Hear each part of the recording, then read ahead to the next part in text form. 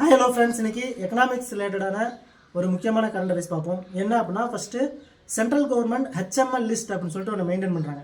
என்ன அப்படின்னா, ஹார்மனைஸ்ட் list of infrastructure, உள்கட்டமைப்பு பட்டியல் அப்படின்னு சொல்லிட்டு ஒன்று லிஸ்ட் பண்ணுறாங்க, மெயின்டைன் பண்ணுறாங்க. இதில் இப்போது 5 செக்டார்ஸும் 38 சப்செக்டார்ஸும் இருக்குது. இதில் கரண்ட் அஃபேர்ஸ் என்ன அப்படின்னா, இப்போ புதுசாக ட்ரேட் ஷிப்ஸை அதில் இன்க்ளூட் பண்ணியிருக்காங்க. அதுக்கான குவாலிஃபிகேஷன் என்ன அப்படின்னா, ஒரு ட்ரேட் ஷிப் 10,000 டன்னுக்கு மேலே அதோட லோடு கெப்பாசிட்டி இருக்கணும். அட் த சேம் டைம் அது இந்தியன் ஷிப்பாக இருக்கணும். இந்தியாவோட கொடி வந்து பார்த்தோன்னா அதில் ஏற்றப்பட்டிருக்கணும். இது ஃபஸ்ட்டு கண்டிஷன். இன்னும் வேறு என்ன குவாலிஃபிகேஷன் அப்படின்னா, ஒரு ஷிப்பு 1500 டன்னுக்கு மேலே லோடு கெப்பாசிட்டி இருக்கணும். பட் இந்த ஷிப் 1500 டன்னுக்கு மேலே கெப்பாசிட்டி இருந்து அந்த ஷிப்பு இந்தியாவில் தயாரிச்சிருக்கணும். மேக் இன் இந்தியாவாக இருந்துச்சு அப்படின்னா அந்த ஷிப்பையும் இந்த இன்ஃப்ராஸ்ட்ரக்சர் லிஸ்ட்டில் வந்து பார்த்தோன்னா ஆட் பண்ணிக்கலாம். அப்போ இந்த மாதிரி ஹெச்எம்எல் லிஸ்ட்டில் ஆட் ஆகிறதுனால என்ன பெனிஃபிட் அப்படின்னா, ஃபாரின்லேருந்து ஈஸியாக வந்து பார்த்தோன்னா வெளிநாட்டு கடன்களை வந்து பார்த்தோன்னா வாங்குறதுக்கு உதவியாக இருக்குது.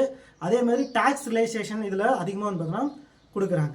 இப்போது இந்த ஷிப்ஸை இதில் ஆட் பண்ணுறதுக்கான முக்கியமான அப்ஜெக்டிவ் என்ன அப்படின்னா, 2047க்குள்ளே உலக அளவில் இருக்கக்கூடிய ட்ரேட் ஷிப்ஸ் வணிக கப்பல்களில் 20% கப்பல்கள் இந்தியாவோட தான் இருக்கணும் அப்படின்னு சொல்லிட்டு டார்கெட் ஃபிக்ஸ் பண்ணியிருக்காங்க. அது மட்டும் இல்லாமல் 2030க்குள்ளே 1.5 லட்சம் வேலை வாய்ப்புகளை வந்து பார்த்தோன்னா உருவாக்கணும் அப்படிங்கிறத இதில் முக்கியமான அப்ஜெக்டிவாக இருக்காங்க. இது மாதிரி முக்கியமான டீட்டெயில்ஸ் தெரியணும் அப்படின்னா மறக்காமல் சேனலை சப்ஸ்கிரைப் பண்ணுங்கள், வீடியோ லைக் பண்ணுங்கள், உங்கள் ஃப்ரெண்ட்ஸ்க்கு எல்லாத்துக்கும் ஷேர் பண்ணுங்கள். தேங்க்யூ.